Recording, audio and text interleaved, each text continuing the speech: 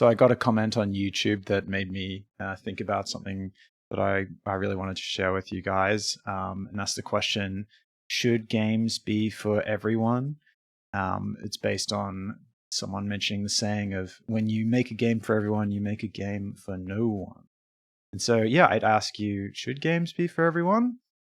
What I think is that it's not black and white. I would say yes and no. Essentially, yes, everyone should be able to play games. I've said this before, but it's a hobby for everyone to enjoy. Everyone likes to wind down and enjoy games. And you should be able to have like a game out there that you like and have lots of games coming out that you look forward to and you get to enjoy. At the same time, the no part, right? A single game fundamentally is not made for everyone. And look, I'm not going to bore you with all the technical details. I'm trying not to get too technical or, pseudo-intellectual in this video. But what I'd like to mention and stick in your mind is that bias exists.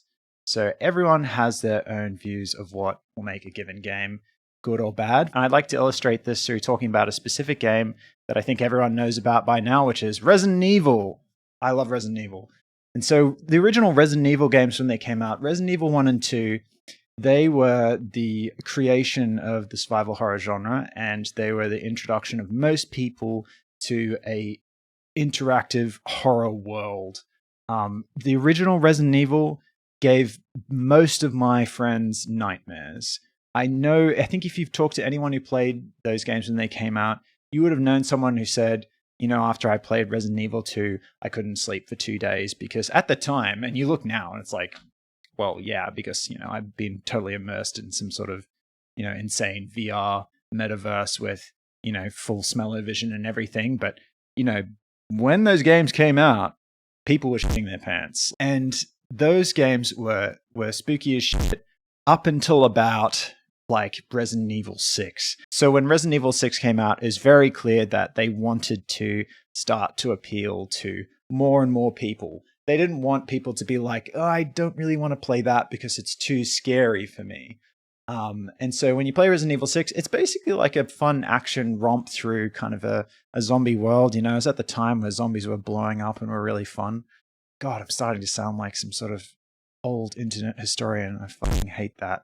Okay, let's not do that. But we saw when Resident Evil 7 came out, Capcom had taken time to really think about what the people who are at the core of the Resident Evil audience, what they enjoyed was something that was kind of slow, methodical, and terrifying at the core of the game.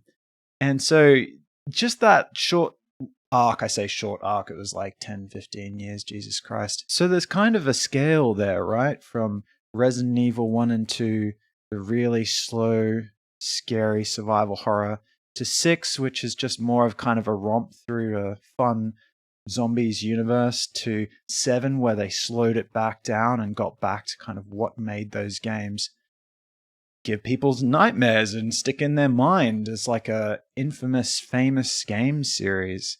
In that, in a way, there's a scale there of where if you broaden something's appeal so far, it's like you almost imagine the circle, right? It's not concentrated around the middle anymore. It's expanding, it's spreading out. And the target audience that's at the core there is like, but I like all the attention here at the core, and you're all the way out here, right?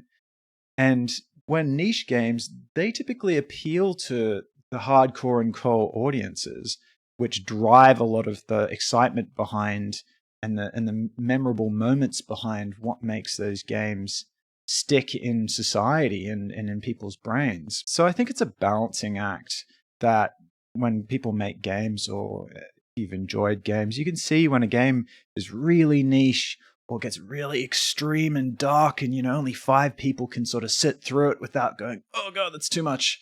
Or they can even only try to innovate to the point where you don't even know what's up or down or going on, or what is this game even about? And so it's hard to break in, right? At the same time, you can look at some of the games, especially games that, come out and they're trying to appeal to as many people as possible. It's so broad, and all the things that make it different have been sanded down, and they don't really have any unique target appeal anymore. It's like, why would I play that game when another game already exists that it's trying to copy?